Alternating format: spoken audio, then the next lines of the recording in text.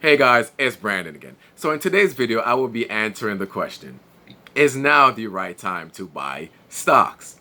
Now, this is a very controversial question, and the answer to the question is also very complicated. And the reason why is because it depends on the type of market investor you are. Are you a long-term trader? Are you a day trader? Are you a long-term investor? Are you a options trader? Are you a short seller? These all play a factor.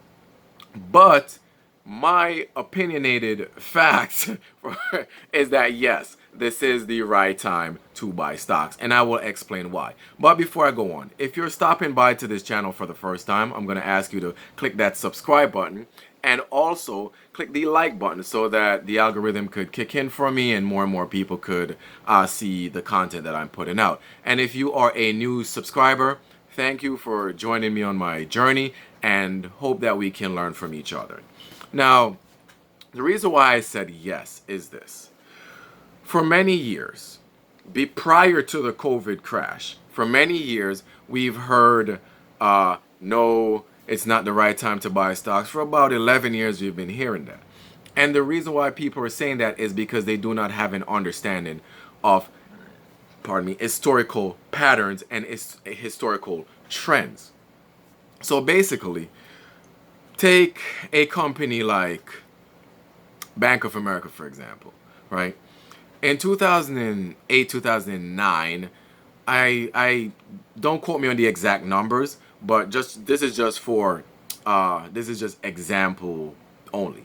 Now in 2008, 2009, I think the stock low was about $6 or $7. Let's use seven. They say it's God's number, so it's about $7.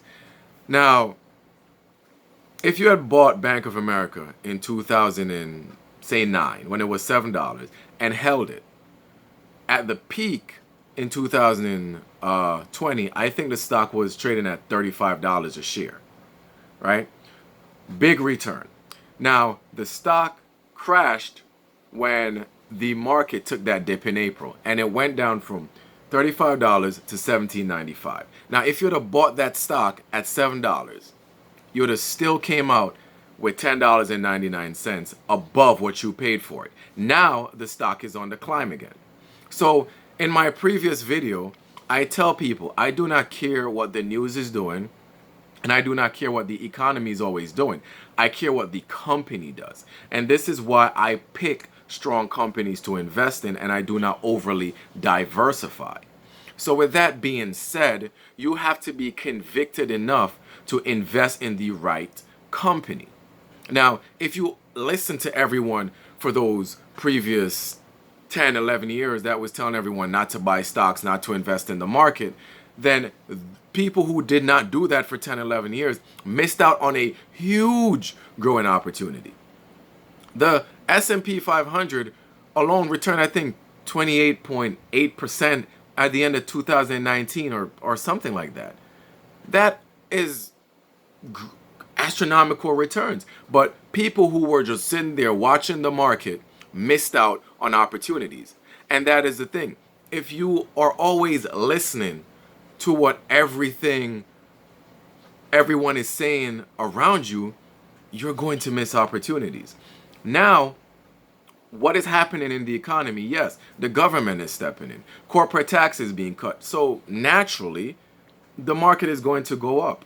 But that doesn't necessarily mean that the market is going to crash either. The same pattern that happened in 2008, 2009 is the same pattern that is happening here. The same pattern that happened in 2000 with the tech bubble is the same pattern that is taking place here.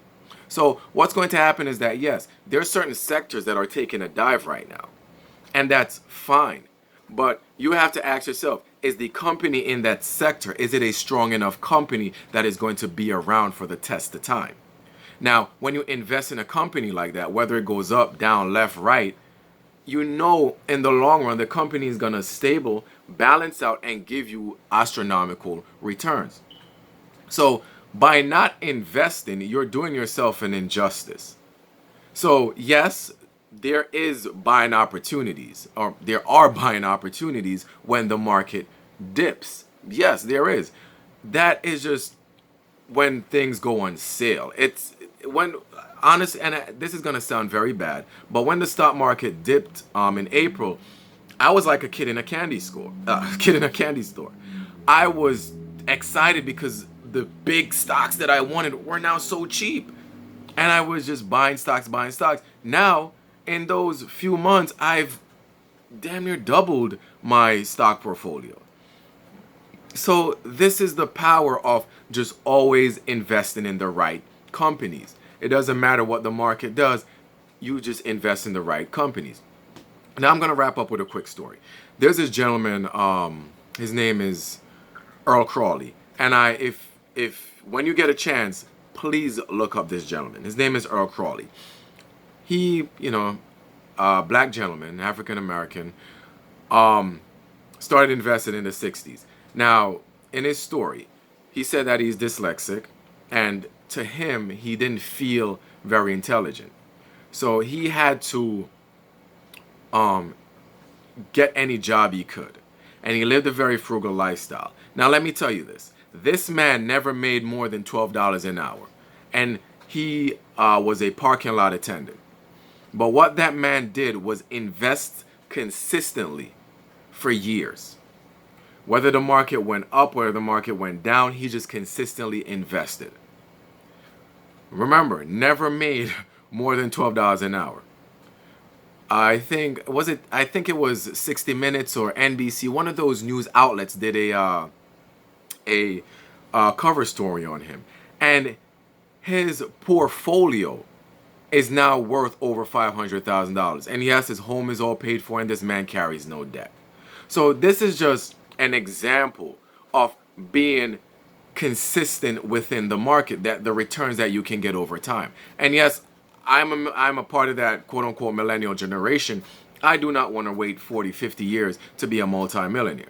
And with the advancement of financial literacy now, you can be a millionaire in 5 years, 10 years. That's the reality of what's happening in the world right now.